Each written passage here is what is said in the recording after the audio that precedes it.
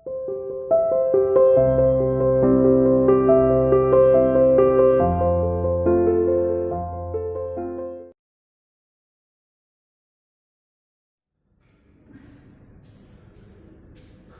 To CR international school online classes. Hello students, आज का जो हमारा टॉपिक है बेटा वो है type of rate of reaction and rate expression. Is it clear? लेकिन जो लास्ट वीडियो में याद करो बेटा, हमने क्या क्या पढ़ाया था। हमने जो केमिकल काइनेटिक्स की जो फर्स्ट वीडियो थी, इंट्रोडक्टरी वीडियो, हमने उसमें आपको पढ़ाया था केमिकल काइनेटिक्स चैप्टर में आप पढ़ोगे क्या। तो हमने वहाँ बताया था कि रेट ऑफ रिएक्शन आप पढ़ोगे, ठीक है ना, रिएक्शंस की मैकेनिज्म आप पढ़ोगे। मतलब कहने का ये कि जब हम टू या मोर देन टू सब्सटेंस को आपस में मिलाते हैं तो कुछ रिएक्टेंट बहुत तेजी से रिएक्शन करके प्रोडक्ट फॉर्मेशन करते हैं, ठीक है। उनको हमने बोला था इंस्टेंटेनियस रिएक्शंस या वेरी फास्ट रिएक्शंस। याद है, टाइप ऑफ रिएक्शंस पढ़ाई थी हमने लास्ट वीडियो में, ठीक है। और कुछ ऐसी होती है जैसे आयरन पे पानी के कॉन्टेक्ट में आया, आयरन रॉड कोरोजन जो हुआ, मतलब आयरन का जो ऑक्साइड बना, महीनों बन गए उसके लगने में। तो कुछ रिएक्शंस बहुत स्लो होती हैं, कुछ रिएक्शंस बहुत फास्ट होती हैं, जिसको हम फास्ट रिएक्शंस को बोला जाता है इंस्टेंटेनियस रिएक्शन, ठीक है बेटा। और कुछ reactions limited time period, measurable time period में होती हैं, जिनको हम क्या बोलते हैं, मॉडरेट रिएक्शंस। याद आ गया? उसी से आगे बढ़े तो हम एक्टिव मास, हमने आपको एक टॉपिक पढ़ाया था, याद करो। तो एक्टिव मास हमने क्या पढ़ाया था कि जैसे मान लो हमारे पास ए और बी टू रिएक्टेंट्स हैं, हमने ए के 10 मोल लिए और बी के भी 10 मोल लिए, तो ये क्या है, उसकी टोटल कंसेंट्रेशन। लेकिन जब इन दोनों के बीच रिएक्शन स्टार्ट हुई तो इनिशियल कुछ मिनट्स में ए के मान लीजिए 10 में से 2 मोल कंज्यूम हुए और उसके बी के 10 में से 4 मोल कंज्यूम हुए। ए के 2 मोल कंज्यूम हुए, बी के 4 मोल कंज्यूम हुए। तो जो लिमिटेड टाइम पीरियड में जो कंसेंट्रेशन एक्टिव है, मतलब जो रिएक्टेंट से प्रोडक्ट में बदली, आया पॉइंट समझ में, तो वो कंसेंट्रेशन क्या कहलाती है, आपकी active mass. The active mass is the concentration of the substance, है ना, of the reactant which are converted into the products in the limited time period. और या फिर अब आप देखो, जब रिएक्शन स्टार्ट नहीं हुई थी तो ए और बी की तो 10-10 कंसेंट्रेशन थी, लेकिन प्रोडक्ट की क्या थी, 0। लेकिन 5 मिनट बाद क्या हो गया, कुछ प्रोडक्ट बन गए होंगे, मान लो 3 मोल्स बन गए, शुरू में 0 थे। तो वो क्या है, प्रोडक्ट का एक्टिव मास है कि 5 मिनट में प्रोडक्ट की भी तो कुछ ना कुछ कंसेंट्रेशन फॉर्म हुई। तो एक्टिव मास तो सबका होता है, रिएक्टेंट्स का भी है, प्रोडक्ट का होता है, जो यूज में आ रहे हैं उस टाइम पीरियड में जो बेटा कंसेंट्रेशन रिएक्टेंट्स की खत्म हुई और प्रोडक्ट की जो कंसेंट्रेशन बनी, तो जो कंसेंट्रेशन बेटा एक्टिव है, चाहे वो रिएक्टेंट साइड चाहे प्रोडक्ट साइड, वो आपकी क्या आ जाती है, एक्टिव मास में आ जाती है। Is that clear? बताओ, यहाँ तक कोई दिक्कत नहीं। इससे आगे जब बढ़े तो बेटा हमारा एक टॉपिक आता है ना, एवरेज रेट, है ना। और हमने एक पढ़ाया था, रेट ऑफ रिएक्शन की डेफिनेशन भी पढ़ाई थी। तो रेट ऑफ रिएक्शन की हमने एक डेफिनेशन पढ़ाई थी, याद करो आपको, है ना, कि रेट को हम स्मॉल आर से रिप्रेजेंट करते हैं। तो change in concentration upon change in time, है ना, change in concentration upon change in time. Is it clear? तो हमारे पास कंसेंट्रेशन क्या है, तो उसको हमने लिख दिया था डेल्टा सी, है ना, ये एक्टिव मास आएगा। आप समझ में आया? सी के वो मोल, ये जो इस टाइप का सिंबल होता है, ये किसका सिंबल होता है बेटा, एक्टिव मास का। तो सी की वो एक्टिव कंसेंट्रेशन, मतलब एक्टिव मास ऑफ द सी, मतलब रिएक्टेंट्स, उसमें जो चेंज आया, शुरुआत में कितने थे और फिर कितने जो कंज्यूम हुए, अपॉन डेल्टा टी, तो वो उस लिमिटेड टाइम पीरियड में। तो रिएक्टेंट का था तो यहाँ पे हमने ये लगा दिया, क्लियर। और अगर हमारा प्रोडक्ट का था तो हमने प्लस लगा के डेल्टा सी अपॉन डेल्टा टी। एक क्लियर, ये हमने बता दिया था। अब इसके बाद एक चीज और बताऊंगा आपको, बुक्स में कहीं पढ़ोगे, कहीं तो ये लिखा होता है आर इक्वल टू ये माइनस डेल्टा, कहीं लिखा होता है डी, है ना, डी और active mass of C upon D T. और यहाँ पे आपको मिलेगा प्लस में डेल्टा की जगह, कहने का मतलब डी मिलता है ना, और डेल्टा की जगह, और ये active mass of C upon delta T. तो ये डेल्टा सी और डी सी, है ना, इसमें क्या अंतर है, आया पॉइंट समझ में? आज एक तो ये बताएंगे, क्लियर है पॉइंट, जो मुझे बताना है मेन पॉइंट, को समझ में है आज आपको। और दूसरा एक हमारे type of rate of the reaction है, एक है type of reactions that are instantaneous, very slow and moderate, और एक है type of rate of reaction. तो उसमें एक होता है बेटा आपका एवरेज रेट ऑफ रिएक्शन, है ना, एवरेज रेट ऑफ रिएक्शन, और एक आपका होता है बेटा इंस्टेंटेनियस, है ना, instantaneous rate of reaction. Sir मैं आज दो पढ़ा रहे हैं और ये ग्राफ से क्लियर हो गई। वैसे मैंने लाइव क्लास में भी इसको बताने की कोशिश करी थी, लेकिन एक्चुअली लाइव क्लास में थोड़ा मतलब क्लास में स्कूल में थोड़ा डिस्टर्बेंस था, तो वो थोड़ा क्लियर नहीं हो पाया था। तो अब चलो कोई बात नहीं, वो अब कर देता हूँ। लेकिन ये है कि अब नेक्स्ट टाइम से यहाँ पे जो मैं लाइव क्लास लूँगा, क्लियर ना पॉइंट, उसमें वो आपके जो टॉपिक्स होंगे वीडियो से अलग ही होंगे। इस बात को आप थोड़ा याद रखना, ठीक है बेटा। चलो, तो हमारे पास क्या है, अब हम एवरेज पे आए। तो हमने दो तरीके से ले रखा है, एक rate of reaction on the basis of reactant और एक rate of the reaction on the basis of product. Main point समझ में है। तो रिएक्टेंट आपको पता है, आप जो भी रिएक्टेंट लोगे शुरू में उनकी कंसेंट्रेशन सबसे ज्यादा होती है और आफ्टर सम टाइम समय के साथ साथ रिएक्टेंट की कंसेंट्रेशन धीरे धीरे कम होने लगती है और प्रोडक्ट की कंसेंट्रेशन बेटा बढ़ने लगती है। देखो वही चीज है, ये ओरिजिन पॉइंट होता है, ये ओरिजिन पॉइंट होता है। शुरू में क्या होगा बेटा, रिएक्टेंट्स बहुत ज्यादा होंगे, तो देखो उनकी कंसेंट्रेशन ज्यादा होगी जब रिएक्शन स्टार्ट नहीं हुई है। जैसे जैसे समय आगे बढ़ता जाएगा कि टाइम बढ़ रहा है, वैसे वैसे रिएक्शन की कंसेंट्रेशन कम होती है, ठीक है। शुरू में जब रिएक्शन स्टार्ट ही नहीं हुई तो हमारी प्रोडक्ट क्या है, जीरो है बेटा, प्रोडक्ट बना ही नहीं तो जीरो है, इसलिए यहाँ से चालू होगा, ठीक है बेटा। और धीरे धीरे जैसे जैसे प्रोडक्ट की क्वांटिटी बढ़ती जाएगी, एक बार जितने बनने होंगे उतने बनेंगे, फिक्स हो जाएंगे। आगे समझ में। तो ये प्रोडक्ट का ग्राफ है कि समय के साथ, समय के चेंज के साथ कैसे प्रोडक्ट की कंसेंट्रेशन चेंज हो रही है, जीरो से बढ़ती जा रही है, और रिएक्टेंट की कैसे कम होती जा रही है। Is it clear. तो ये दो ग्राफ हैं इस टाइप से। अब तो जैसे क्या है, पहले टाइम है, मतलब जो भी टाइम है, पहला टाइम है 5 मिनट में, 5 मिनट हमने कंसेंट्रेशन देखी, वो ये मिली, तो ये C1 होगी। आफ्टर 5 मिनट्स में तो ये 10 मिनट्स में फिर हमने कंसेंट्रेशन देखी तो ये मिली। तो T1 पे कंसेंट्रेशन क्या होगी, C1, और T2 पे जो कंसेंट्रेशन होगी वो होगी C2। तो अब देखो एवरेज रेट क्या कहलाता है। एवरेज का मीनिंग क्या होता है, दो चीजों का आप एवरेज निकालना, ये तो आप छोटी क्लासेस में सीख के आए हो। तो ये जो रेट होता है वो कहलाता है आपका एवरेज रेट ऑफ रिएक्शन, ठीक है बेटा। मतलब हम रिएक्शन का रेट एवरेज के बेसिस पर निकाले हैं। हमारे पास दो कंडीशंस हैं, दो टाइम इंटरवल है, दोनों टाइम इंटरवल पे क्या कंसेंट्रेशन है, इज इट क्लियर, उस बेसिस पर हम निकाल लेते हैं, मतलब टाइम इंटरवल और कंसेंट्रेशन का जो चेंज है बेटा। तो देखो एवरेज रेट हमारे पास देखिए, मैंने ये लिखा भी है आर एवरेज, आर मतलब रेट ऑफ रिएक्शन एवरेज, तो ये तो ये ठीक है।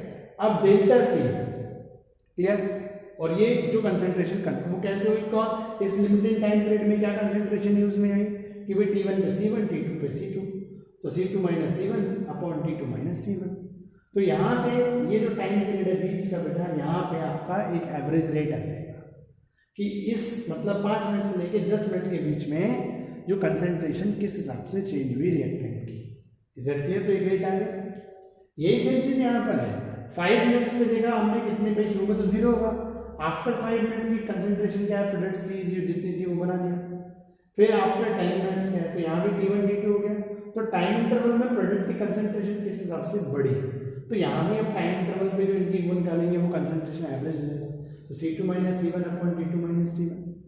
तो देखो जब एवरेज निकालते हैं, जब वो मेजरेबल डिफरेंस होता है बेटा, दो कंसेंट्रेशन के बीच में एक डिफरेंस बहुत ज्यादा होता है, मेजरेबल होता है, जिसको हम आसानी से चेंज को पता कर सकते हैं, मतलब जहां एवरेज निकाल सकते हैं आराम से, वहां पे हम डेल्टा लगाते हैं, ट्रायंगल वाला सिस्टम। आगे समझ में, ये जो मैं आपसे कहना चाह रहा था, इन दोनों का डिफरेंस क्या है। तो फिर ये कब लगाते हैं, स्मॉल डी। तो देखो बेटा ये हमारे पास क्या होता है कि जब हम इंस्टेंट बात आ जाए, तो एवरेज समझ में आ गया आपको। अब आते हैं इंस्टेंट की बात आते हैं। जैसे हमने कहा एक टाइम लिया, मान लो ये टाइम इंटरवल है, मान लो 5 मिनट, ये 10 मिनट, ये 15 मिनट, ये है टी टाइम, मतलब यहाँ पे क्या हो गए 15 मिनट, 15वें मिनट, तो फिक्स हो गया 15th मिनट। गौर करना इस पॉइंट पे बेटा, यहाँ पर क्या था 5th और 10th मिनट के बीच में, टाइम इंटरवल के बीच में रेट बताया गया। यहाँ क्या है, इस टाइम पीरियड पे मतलब 15th मिनट पे क्या रेट है, तो एक एग्जैक्ट टाइम हो गया, 1 मिनट ना इधर ना 1 मिनट उधर बेटा, तो एक फिक्स टाइम पीरियड, तो ये इंस्टेंट हो गया 15वां मिनट। तो यहाँ पर रेट क्या है, तो फिर वही बेटा आप इस पे एक स्लोप डालोगे, वही ट्रायंगल फॉर्मेशन करोगे और यहाँ पे एक रेट आएगा। आगे समझ में क्लियर है, कुछ स्लोप डाला जाता है, कर्वेचर होता है ना, कर्वेचर पॉइंट पे हम क्या करते हैं, एक स्लोप डालते हैं, ट्रायंगल बनाते हैं, याद आ गया आपको, इस टाइप से हमने ट्रायंगल बनाया, इसमें तो हमने इस टाइप से ना आप कैसे भी बनाओ तो आपको वो थीटा एंगल साइन थीटा ये 10th में ट्रिग्नोमेट्री में सिखाए जाते हैं, आपको याद होगा। तो वही हमने इस पे लाइन कर्वेचर वाली लाइन पे स्लोप डाला, एक एंगल बनेगा, जो एंगल यहाँ होगा बेटा वो एंगल इधर होगा, याद है क्या? तो स्लोप जो आप निकालते हैं एन, ठीक है, उस बेसिस से। चलो कोई बात, बायोलॉजी में बच्चों को थोड़ा दिक्कत हो सकती है। तो कहने का मतलब एक सिंपल सी चीज, उस एग्जैक्ट टाइम पीरियड पर, इंस्टेंट टाइम पीरियड पर क्या कंसंट्रेशन है, जैसे 15 मिनट ही आया और इस एग्जैक्ट टाइम पीरियड पे क्या कंसंट्रेशन है, उसको हम क्या बोलेंगे, रेट, क्या, इंस्टेंट, सही, इंस्टेंट रेट ऑफ रिएक्शन, समझ में आ रहा है? और इसको किससे रिप्रेजेंट करते हैं, डेल्टा की जगह डी से। तो जब हमारा कंसंट्रेशन का चेंज बहुत माइन्यूट हो, हम आसानी से उसका एवरेज नहीं निकाल सकते, पॉइंट समझ रहे हो, इंस्टेंट टाइम पर कंसंट्रेशन का चेंज भी बहुत माइन्यूट सा होगा, तब वहां पे हम डेल्टा, ये डी से रिप्रेजेंट, ये डिफरेंशिएशन में जो मैथ्स के बच्चे हैं वो समझ सकते हैं, है ना, वहां पे जो पढ़ाया जाता है, याद करो, है ना, ये डी जो होता है एक स्मॉल चेंज को रिप्रेजेंट करता है, डेल्टा एक मेजरेबल चेंज को डिफरेंस करता है, मतलब शो करता है। तो अब समझ में आ गया। ऐसे अगर मैं यहाँ पे निकालूं कि जी ये टाइम पीरियड है ना, वही मान लो ये भी 15th हुआ है इस पे, तो हमने क्या करा, यहाँ पे स्लोप डाल के आपने वो ट्रायंगल बना, स्लोप डाला और आपने निकाला। तो कहने का मतलब यहाँ पे जो रेट आया, रेट क्या है, यहाँ एवरेज है, यहाँ इंस्टेंट रेट है, और वो इंस्टेंट रेट क्या हो गया, डेल्टा की जगह हम क्या बनाएंगे, d, active mass of C upon d, समझ में आ गया? तो आपको ये डेल्टा सी अपॉन डी टी और d c upon D t का मीनिंग क्लियर हो कि जब हम एक फिक्स्ड, एक इंस्टेंट टाइम पीरियड पर रेट जो होगा, 15 मिनट पे क्या कंसंट्रेशन है, ठीक है नहीं, रिएक्टेंट्स की, और 15वें मिनट पे क्या कंसंट्रेशन है, प्रोडक्ट्स की, जब हम ये बात करते हैं तो ये हमारा क्या कहलाता है बेटा, इंस्टेंट रेट। आगे समझ में? इसको कुछ बुक्स ऐसे भी रिप्रेजेंट कर देती हैं, वो सी की जगह यहाँ प्रोडक्ट दिखाने लगती हैं, ये मतलब प्रोडक्ट की जो कंसंट्रेशन है 15 मिनट, और यहाँ पे क्या करते हैं, भाई तो कंसंट्रेशन था तो मैंने सी से लिखा, वो यहाँ आर लिखाने लगते हैं कि भाई 15वें मिनट पे रिएक्टेंट की क्या कंसंट्रेशन थी। तो आपको इससे कोई ऐसा नहीं है। और देखो ये इसमें थोड़े बच्चे कंफ्यूजन होते हैं, बुक में एक लाइन लिखी मिलेगी, रेट ऑफ द रिएक्शन की वैल्यू हमेशा पॉजिटिव होती है। हाँ एकदम सही है। फिर आप कंफ्यूज हो गए, सर आपने तो सिखाया है जब रिएक्टेंट होते हैं तो रिएक्टेंट तो ये माइनस साइन आता है। एक्चुअली बेटा देखो इसको मैं जरा इससे अलग दूसरी चीज से बताता हूँ। जैसे मान लो कोई ऑब्जेक्ट है, आपने इसको हीट किया और इसका टेम्परेचर पहले नॉर्मली क्या था, 16 डिग्री था, 2 डिग्री बढ़ के 18 हो गया, तो हम कहेंगे चेंज इन द टेम्परेचर कितना है, तो आप क्या कहोगे 2 डिग्री। मैंने इसको ठंडा किया और ये 16 से 14 हो गया, 16 से 14 हो गया, इज इट क्लियर? तो मैं कहूँगा आपका चेंज इन द टेम्परेचर कितना है, तो आप क्या कहोगे -2। आप ये कहोगे ना भाई 16 था, कूल करने पर 14 रह गया, तो चेंज ऑफ द टेम्परेचर कितना है, यहाँ भी 2 डिग्री बोलोगे। इस रॉड को हीट किया 16 से 18 हो गया, मैं आपसे पूछा चेंज इन द टेम्परेचर कितना है, तो भी आप क्या बोलोगे 2 डिग्री। तो चेंज तो ना पॉजिटिव होता बेटा ना नेगेटिव होता, समझ में आ गया नहीं? चेंज तो एक वैल्यू है, समझ में? हाँ प्लस और माइनस क्या बताता है, घटा या बढ़ा, इंक्रीज या डिक्रीज। तो यहां पर भी क्या होता है बेटा, ये जो माइनस है ना, ये माइनस केवल एक रिप्रेजेंटेशन है कि जी रिएक्टेंस की कंसंट्रेशन कम हो रही है और कम होगी, चेंज है जी वो इतने यूनिट आ गए, और प्रोडक्ट में जो चेंज आया वो जी इतना आया कंसंट्रेशन में, और पॉजिटिव का मतलब वो बढ़ रहा है, समझ में आ गया? तो आप ये लाइन लिखी मिलेगी, रेट ऑफ द रिएक्शन हमेशा क्या होता है, पॉजिटिव होता है, चाहे वो रिएक्टेंट हो या प्रोडक्ट। हाँ जी, रेट ऑफ द रिएक्शन तो हमेशा पॉजिटिव ही होगा भाई। 5 मिनट में रिएक्टेंट की इतनी कंसंट्रेशन में 2 मोल्स कम हो गए, और 5 मिनट में प्रोडक्ट के 2 मोल बढ़ गए या 3 मोल बढ़ गए। तो जो रेट है 5 मिनट में कंसंट्रेशन चेंज का, वो तो वहां क्या हुआ, 2 मोल रिएक्टेंट की चेंज है, उधर 3 मोल आया, तो जो चेंज है वो वैल्यू तो 2 और 3 पॉजिटिव ही रहेंगे। हाँ प्लस और माइनस क्या शो रहा है, 2 मोल कम हो गए रिएक्टेंट के, प्लस शो कर रहा है 3 मोल बढ़ गए प्रोडक्ट के। तो plus and minus is only the representation of, है ना, increase in the concentration of the product, and minus is the representation of the decreasement in the concentration of reactant. लेकिन रेट ऑफ रिएक्टेंट चाहे reactant का निकालो चाहे rate of reaction product का निकालो, rate की वैल्यू जो होती है वो हमेशा क्या होती है, पॉजिटिव, वो एक वैल्यू है बेटा। ये एक कंफ्यूजन रहता है, मुझसे कुछ बच्चों ने पूछा था इसलिए मैंने आपको बता दिया, ठीक है बेटा? तो आपको एक इंपॉर्टेंट चीज खत्म हुई। अब इसके बाद हमारा एक टॉपिक आता है एवरेज रेट बताना, मतलब सॉरी रेट एक्सप्रेशन, ठीक है बेटा? तो जल्दी से हम एक रेट एक्सप्रेशन, इससे पहले एक टॉपिक बता देते हैं कि भाई मान लीजिए 2 रिएक्टेंट लिए, आपने देखा कभी वो बहुत जल्दी रिएक्शन करते हैं, कभी वो बहुत देर से करते हैं। ठीक है ना बेटा। जैसे फॉर एग्जाम्पल देखो मैं आपके सामने एक चीज देखता हूँ, जैसे NaCl है ना। तो अब मैं आपको एक टॉपिक पढ़ा रहा हूँ, factor affecting the rate of the reaction, ठीक है। फिर मैं रेट एक्सप्रेशन लूंगा, देन रेट लॉ लूंगा। तो पहले बात कर रहा हूं मैं factor affecting the rate of the reaction की, तो ध्यान से देखना। जैसे NaCl है और NaCl में मैंने वाटर डाल दिया, इन दोनों के बीच में एक रिएक्शन हुई है ना, NaOH बन गया और HCl बन गया। अब मैंने NaCl की जगह KCl ले लिया और वाटर डाल दिया, फिर इनमें रिएक्शन हुई, KOH बन गया और आपका HCl बन गया। समझ में आया बेटा? ठीक है। तो अब हमारे पास क्या होगा बेटा कि मेन पॉइंट है, हमने लिए भी बेटा दोनों के 10 मोल्स इसके, 10 मोल्स इसके, 10 इसके, 10 इसके। लेकिन जब हमने NaCl और वाटर की जब रिएक्शन हुई और इसका रेट पता किया रिएक्टेंट कि एक 5 मिनट के इंटरवल में भी कितने रिएक्टेंट की कंसेंट्रेशन में चेंज आया, और वही सेम हमने इसका ये अलग अलग टेस्ट ट्यूब्स में रिएक्शंस करी और देखा, तो जो यहाँ पर चेंज आया rate of the reaction reactant के बेसिस पर, वो दोनों का सेम नहीं आया। सॉल्वेंट दोनों में पानी है, बस सॉल्ट बदला। क्या हुआ आप देख रहे हो, Na भी एक आयनिक कंपाउंड है, Cl भी एक आयनिक कंपाउंड है, K भी और Cl भी। लेकिन आप देखते हो K आयन जो है ये स्ट्रॉन्ग मेटेलिक कैरेक्टर रखता है कंपैरिजन Na से। ये आपको +1 में प्रीडिक्ट टेबल में पढ़ाया जाता है, 10th में भी पढ़ाया जाता है।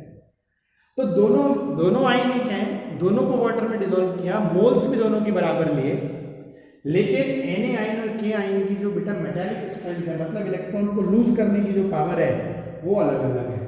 K Na के कंपैरिजन में जल्दी इलेक्ट्रॉन को लॉस करता है, जल्दी आयन्स बनाएगा, ये जल्दी आयन्स बनाएगा, वाटर को भी जल्दी आयन्स में कन्वर्ट करेगा। यहाँ क्या है, इसके कंपैरिजन में ये देर में आयन बनाएगा थोड़े से, तो ये देर में इसको भी आयन बनाएगा, तो आपस में आप बताओ रिएक्शन करने का रेट कम होगा। तो बेटा रेट ऑफ द रिएक्शन जो होता है, इसका जो सबसे पहला फैक्टर है, वो सबसे पहला फैक्टर यही है कि नेचर ऑफ द रिएक्टेंट। समझ में आया? ये तो मैंने एक भी लिया, अभी मैं दूसरा भी ले सकता था। कैसे करके बेटा, जैसे मैंने दोनों तरफ NaCl लिया, लेकिन एक में मैंने वाटर डाला और एक में मैंने बेटा इथाइल अल्कोहल डाला, तो ये सेम हो गए, ये बदल गए। देख रहे हो आप, ये दोनों बदल गए। तो अब अल्कोहल की जो बेटा अपने आयंस में या मॉलिक्यूल्स में दूर होने का जो रेट होगा और वाटर का जो होगा वो अलग अलग होगा, वो आयनिक तो सेम होगा।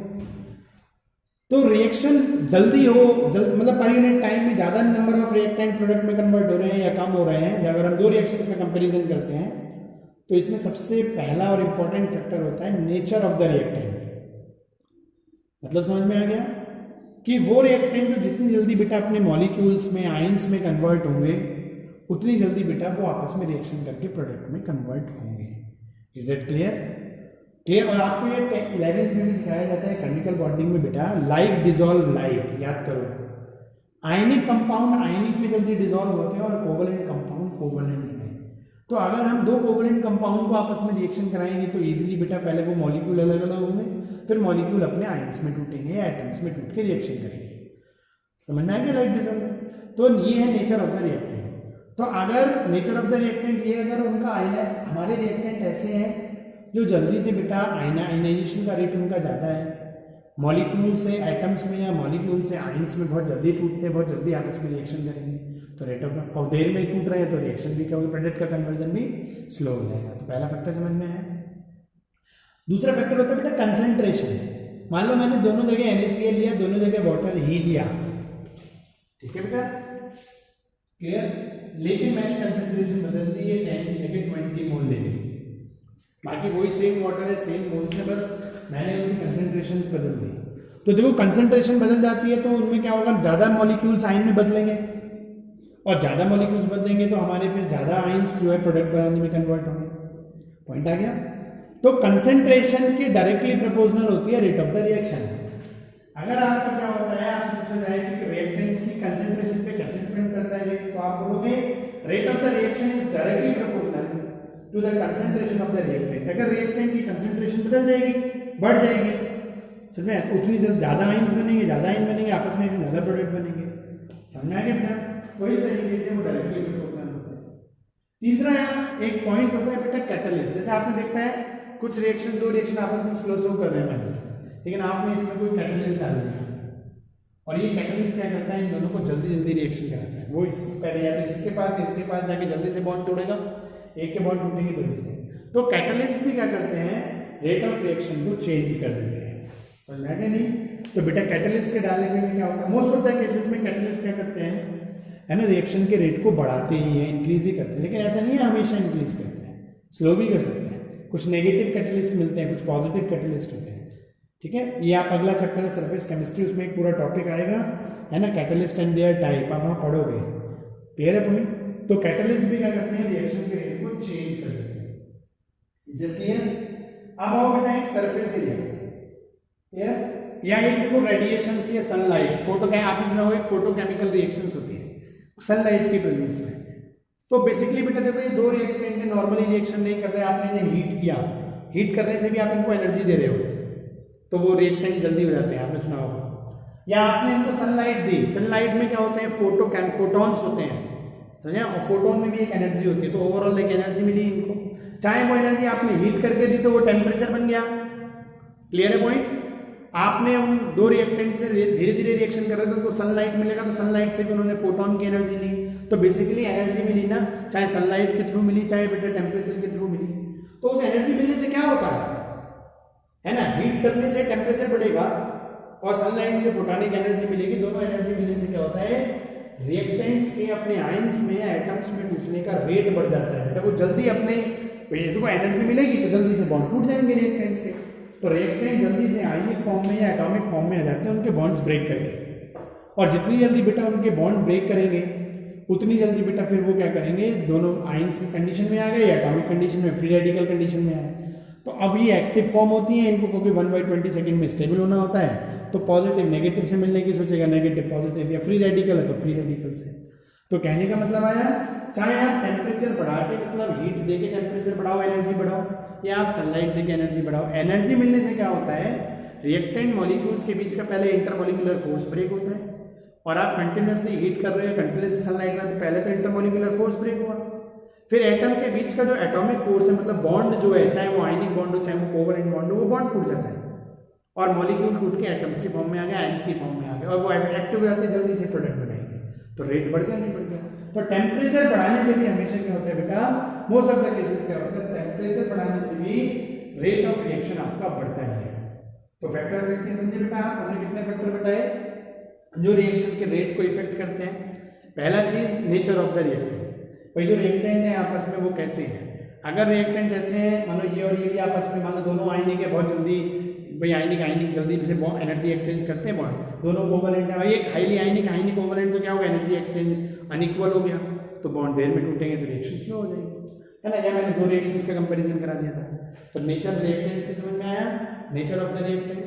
अगर रिएक्टेंट्स इजीली आयनाइजेबल होंगे, रेट ऑफ रिएक्शन बढ़ जाएगा, देर से आयनाइजेबल होंगे तो रेट ऑफ रिएक्शन कम हो जाएगा, पहला पॉइंट। दूसरा पॉइंट क्या था बेटा हमारा, एक एनर्जी, लास्ट में बताया हमने कि टेम्परेचर बढ़ाने पर या सनलाइट एनर्जी से पहले रिएक्टेंट मॉलिक्यूल्स का इंटरमॉलिक्यूलर फोर्स बढ़ता है, फिर मॉलिक्यूल के बीच का जो एटॉमिक फोर्सेस मतलब बॉन्ड्स ब्रेक करते हैं, फिर वो जल्दी से आपस में मिलकर प्रोडक्ट फॉर्मेशन करते हैं। एक क्या था, कैटलिस्ट डालने पर भी रिएक्टेंट का रेट चेंज होता है। ठीक है बेटा, तो एक हमारे इस तरीके से हम एक कंसेंट्रेशन बढ़ा दी तो रेट ऑफ रिएक्शन भी बढ़ जाए। तो ऐसे करके देखो हमने आपको बेटा अब तक इस चैप्टर में क्या पढ़ाया। सबसे पहले केमिकल काइनेटिक्स चैप्टर का मीनिंग क्लियर किया, इंट्रोडक्शन दिया, देन हमने टाइप ऑफ रिएक्शंस पढ़ाए, instantaneous reaction, very slow, moderate, समझ में आया। उसके बाद हमने एक्टिव मास टॉपिक पढ़ाया, उसके बाद हमने रेट ऑफ द रिएक्शन पढ़ाया। रेट ऑफ द रिएक्शन के दो टाइप पढ़ाए ऑन द बेसिस ऑफ, है ना, ये पुरानी वीडियो की बात करें इस वीडियो से, है ना। तो उसमें हमने rate of reaction on the basis of reactant, on the basis of product. फिर रेट ऑफ रिएक्शन के दो टाइप पढ़ाए, एक एवरेज रेट ऑफ रिएक्शन, एक इंस्टेंटेनियस रेट ऑफ रिएक्शन। तो ये रहे हमारे केस, ठीक है। कुछ बुक्स इन दोनों का एक कॉमन ग्राफ बना देती है बेटा, कुछ बुक्स इस तरह से ग्राफ बनाती हैं, एक इधर से और एक इधर से, तो समझ आना, एक रिएक्टेंट वाला, एक ये प्रोडक्ट वाला, ये रिएक्टेंट वाला। तो इस तरीके से बेटा हमने फिर इंस्टेंटेनियस रेट और एवरेज रेट बताया। तो ये जो टाइम इंटरवल के बीच होता है वो एवरेज रेट होता है, उसको डेल्टा से रिप्रेजेंट करते हैं। और किसी एक फिक्स्ड टाइम, एक इंस्टेंट टाइम पर जो रेट होता है उसको स्मॉल डी से रिप्रेजेंट करते हैं। Is it clear? Instant rate बताना ज्यादा मतलब वही होता है, इंस्टेंट एक एकदम फिक्स वैल्यू आती है। एवरेज जो रेट होता है वो एकदम एग्जैक्ट वैल्यू नहीं बता पाता, मतलब तो यहाँ पे भाई जरूरी नहीं 5 मिनट पे ज्यादा रिएक्टेंट ने आपस में करी, 10 मिनट पे कम नहीं करी, तो अब इसके बीच में एवरेज रेट प्रॉपर नहीं आएगा। तो एवरेज रेट जो होता है बेटा वो एक प्रॉपर इंफॉर्मेशन नहीं देता, समझना हर मिनट की, लेकिन इंस्टेंट में क्या उसी मिनट का ये तो वो एग्जैक्ट इंफॉर्मेशन है। तो हमने आपको एवरेज रेट पढ़ाया, हमने आपको इंस्टेंट ये बताया, ग्राफिकली बताया है ना, डेल्टा और डी के डिफरेंस बताए बेटा आपको। क्लियर है पॉइंट? इस तरीके से ये हुआ। फिर हमने आपको, अब देखो हमारे पास आएगा अगला जो टॉपिक है वो है रेट एक्सप्रेशन और एक रेट लॉ। क्लियर है पॉइंट? Order of reactions. तो अब अपनी वीडियो में, अगली नेक्स्ट वीडियो में बेटा हम यही टॉपिक्स लेंगे। क्लियर है पॉइंट? Okay, thank you.